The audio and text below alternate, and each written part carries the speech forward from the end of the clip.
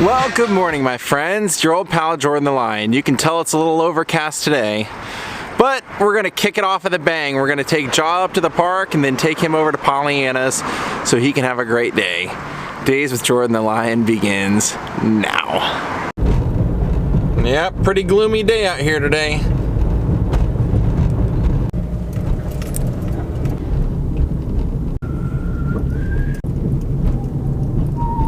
Well, we're here. There's a bunch of dogs, so this guy has no excuses for not having fun. Well, hello my friends. How are you today? It's your old pal Jordan the Lion. Well, today we're out and about. I want to give Jaw some playtime. It's a little overcast and it's looking like it's gonna rain, so if that's gonna happen this week, I'd rather just let him get out here and have a blast while he can. And then I hit up Pollyanna to see if they were gonna come out here and we could meet up, and she said no, but she said, hey, bring him by afterward, he can hang out here for the day. So I'm gonna drop off that guy, and we're gonna go off and do some vlogging today. Daze with Jordan the Lion begins again. Well, I've been mulling over about 6 or 7 different ideas today, changed my mind, not really sure what I feel like going and vlogging, but I think I've settled in on something today. And what we're gonna do today, I believe, is I'm gonna take you over and show you where a movie was made that changed the way everything worked in Hollywood.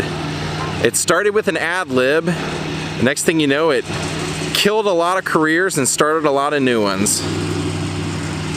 Good grief. None of that. Go play with your buddies.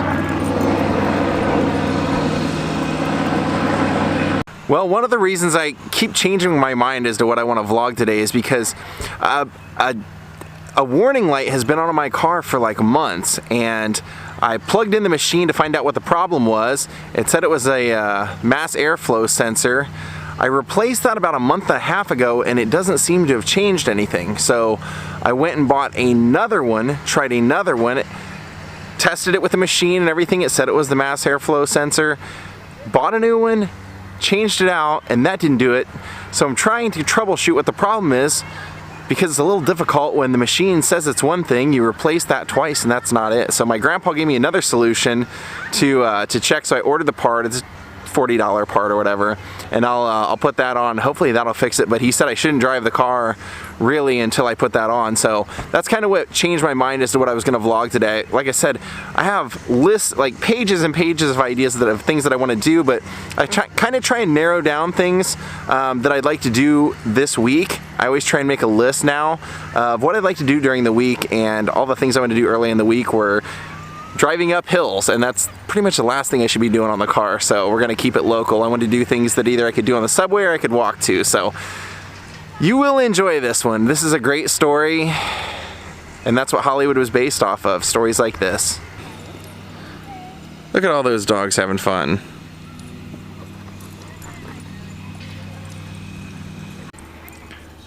He's trying to get somebody to chase him once again.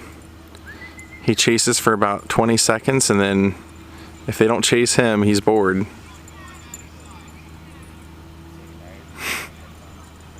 There we go.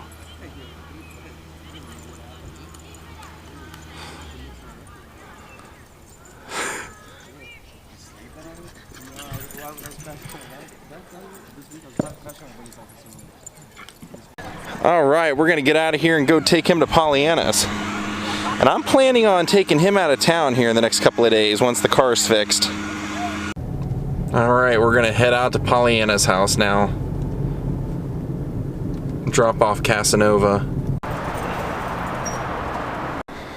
Oh, he's excited. Hi. Alright, well, he's gonna have some fun. I wanted to come home and get a drink of water, and now we're gonna head out and go do our vlog. This is a historical piece of land that many people probably don't even know what happened here, don't even know what it used to be, but now it's where they film Let's Make a Deal. And we're going to go over and take a look at something that provided a pretty interesting story for this town of Hollywood. Now this is really crazy, okay? I'm going to tell you what this is. I would guess about 3 years ago, I mailed off a jersey to Blake Griffin at the Clippers training facility, and I asked him to sign it for somebody. and I never saw it again. Didn't know whether I would or not ever. Now, like I said, that was probably 3 years ago.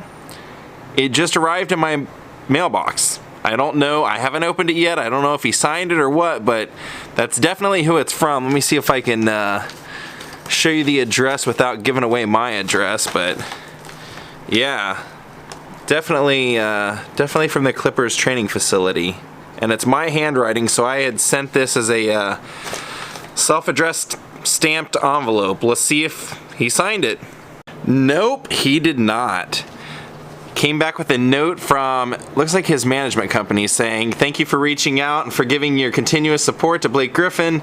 At this time, we are not able to fulfill your request due to a high volume of requests. We're sorry for the inconvenience." Hey, you know what? No worries. At least they sent it back. That was pretty cool.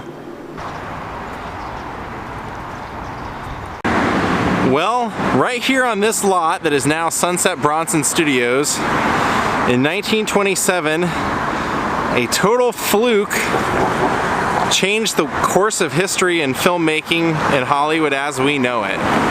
What started out as a silent picture that was supposed to have a little bit of music turned into becoming the first movie in history to have recorded dialogue synced up with the movie. Now what happened was they had tried this before. Not with the dialogue, but they had sound on movies before, but it had mainly always been kind of orchestral things, or it had been sound effects. And in fact, Warner Brothers, the year before they made this, had done Don Juan with John Barrymore, and it was kind of a flop financially because even though it was a pretty new and great cutting-edge technique, Warner Brothers had teamed up with Vitaphone to start pairing sound with their movies, but none of the theaters around the country had the equipment to show them. So what Warner Brothers did after Don Juan was kind of a flop, like I said, they invested $3 million in installing all the necessary equipment in their theaters all over the country. So basically what happened here was they went to make The Jazz Singer, and it's something that Al Jolson will always be known for, but it wasn't even an Al Jolson project originally. It was for George Jessel, who was the man who portrayed The Jazz Singer on Broadway. However, George Jessel didn't feel they were offering him enough money, so he turned it down, and then they offered the part to Eddie Cantor, and he turned the part down. So then it became Al Jolson. Now it's actually Al Jolson is the reason that this movie made history, because what happened was they were going to film him doing these musical numbers. The story of The Jazz Singer is actually that of the son of a cantor, a Jewish cantor, decides he wants to take off and find a life for himself in jazz, Jack Robin. And so in this movie, he goes off and is performing in nightclubs. Now what happened was he was just supposed to do the songs, and that was it. But what ended up happening was a little ad-lib changed everything. It was Al Jolson who decided to say, "You ain't heard nothing yet. You hear me? You ain't heard nothing yet." Wait a minute. You ain't heard nothing yet. Wait a minute, I tell you. You ain't heard nothing. You want to hear Tootsie? All right, hold on. Sam Warner liked it and decided to keep it in. And then in another scene where Al Jolson would be playing a piano and singing to his mammy in the movie, he would lean over and he would do a little improvised little bit with her, and they kept that in as well. So even though the entire movie wasn't a talkie, there were two very distinct scenes and quite a bit of footage that was talking. So this was the very first synchronized talking picture in a movie. Now, the reason that was kind of a big deal was because this could have been kind of a make or break thing, because Warner Brothers had decided, with installing that sound equipment in their theaters, that they were going to do all of their movies with sound. And so when they made this movie and they debuted it in the theaters, whenever Al Jolson did his singing performances and then did his speaking afterward, the crowd stood up and gave a standing ovation. So the fans were starting to clamor for it.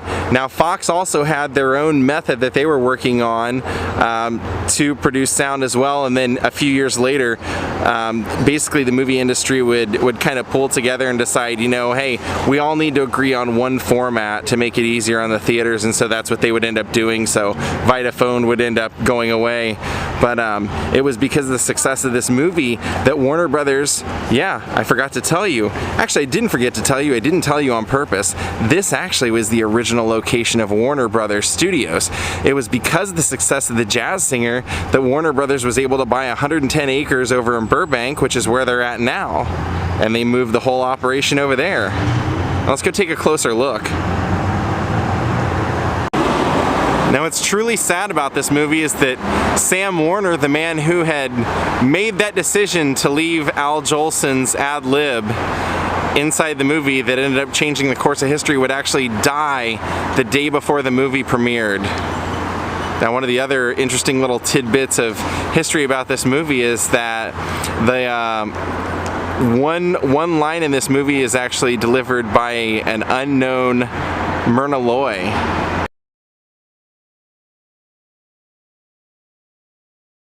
Now this change in movie making would be catastrophic for just about everyone in the industry, because now with replacing silent movies and those tile cards that would go across, when they would send them overseas for foreign markets, they would now have to have someone translate them underneath, which would cost a lot. And all the film companies, the low budget companies that used to be up and down this street, what was once known as Poverty Row, they would make kind of the low budget Western and comedy movies.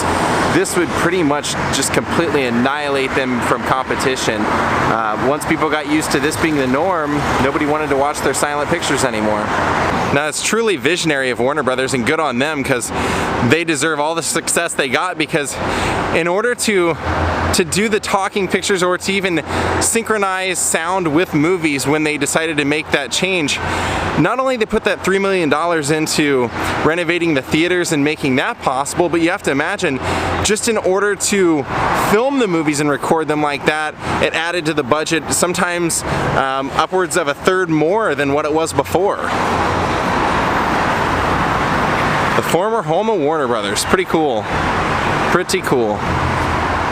There you can see it's now Sunset Bronson. And The Jazz Singer is also the very first musical. The Great Hat. I'm going to show you something when we get up here. I'm going to show you something right here. Now I showed you guys this a long time ago in some vlogs. Probably a good year and a half ago. This historical building has historical status, so they can't mess with it. So look at what they did instead. They incorporated it into this mess.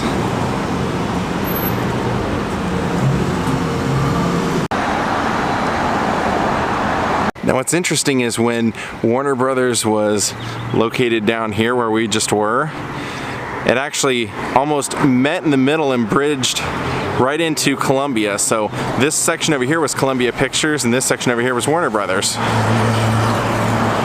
And then pretty much over here, going up and down this street where Siren is, and a block down, that's where Poverty Row was. That's where all those low budget film studios were back in the 20s, and pretty much were dying out by the early 30s.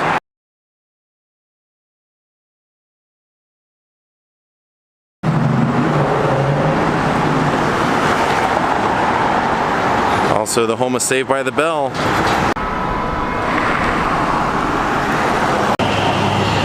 Came in here to get a smoothie. Awesome. Well, the truth can come out now, guys. That's the reason that Adam couldn't take Large Marge to his road trip. They were using it for the Ready Player One promotional booth over here, but now they're tearing it down. I'm kidding. Well, we got some mail. Well, we didn't get some mail. Jaw got some mail. Thank you, Vianney. Sent Jaw some of his favorite dinner patties. He'll enjoy that. Well, I have some plans with some of my friends, so I'm going to call it an end of our vlogging day now. I hope you guys enjoyed this. Tomorrow, I think I'm going to have a friend and guest on, and it's somebody who has to do with our vlog tomorrow. So this should be a good one. Have a great night, everyone. I'll see you all tomorrow. Goodbye.